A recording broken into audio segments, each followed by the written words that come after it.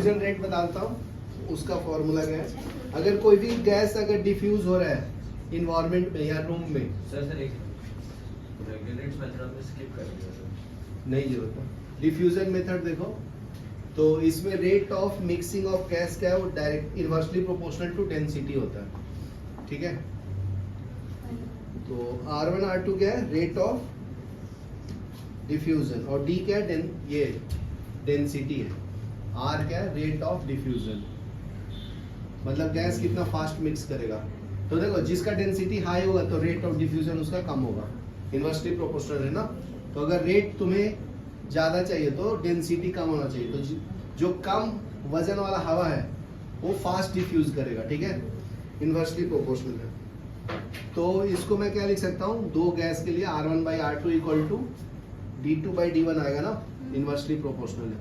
और डेंसिटी क्या होता है, मास अपॉन वॉल्यूम होता है ना। डेंसिटी क्या होता है, mass upon volume.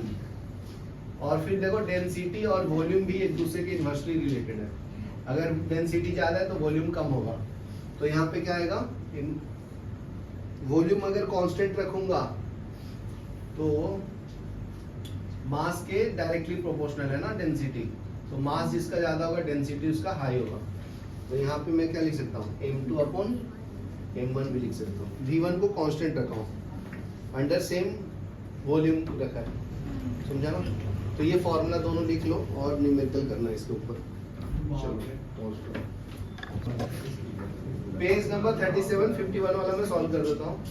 Example 51, volume of gas X and chlorine diffusing during the same time are 35 ml and 29 ml, ठीक है। तो रेट ऑफ डिफ्यूजन R1 का वैल्यू दिया है 35/T ले लेता हूँ ml पर सेकेंड। उसी तरह से R2 दिया है, ये कौन सा गैस है पता नहीं है, या नॉन गैस का रेट दिया हुआ है।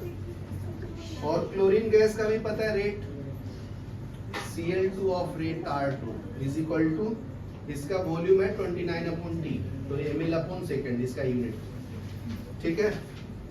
तो मोलिकुलर मास ऑफ क्लोरीन कितना है जी, Bhoomi, molecular mass of chlorine gas कितना है, 2 इंटू क्लोरीन, तो 2 इंटू 35.5 कितना आता है, 71 ना, बराबर है।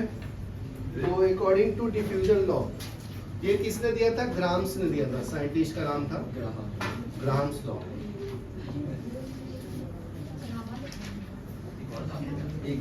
ग्राम्स लॉ यहाँ पे लिखो, ग्राम्स लॉ नाम होगा सर। एग्जांपल 51 तो फॉर्मूला अभी हम लोग बता के दिया हूँ, R1 by R2 equal to under root of M2 upon M1। ये फॉर्मूला यूज करो, आंसर आ जाएगा। तो बताओ, चलो R1 कितना है, साइज था 35/T, और R2 कितना है 29/T, और मोलिकुलर मास M2 कितना है 71, तो M1 आ जाएगा ना, M1 निकालना। इसका अननोन क्वांटिटी ऑफ गैस का नहीं पता ना M1, तो सॉल्व करो आंसर आ जाएगा। T से T कैंसिल, तो कितना आएगा 35/29 इक्वल टू 71/M1। तो टेकिंग ए स्क्वायर रूट, मतलब अभी स्क्वायरिंग बोथ साइड, तो 35 into 35 divide by 29 into 29 is equal to 71/M1, ठीक है।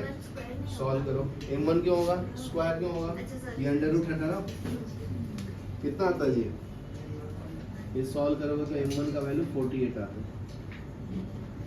ठीक है, लिख लो।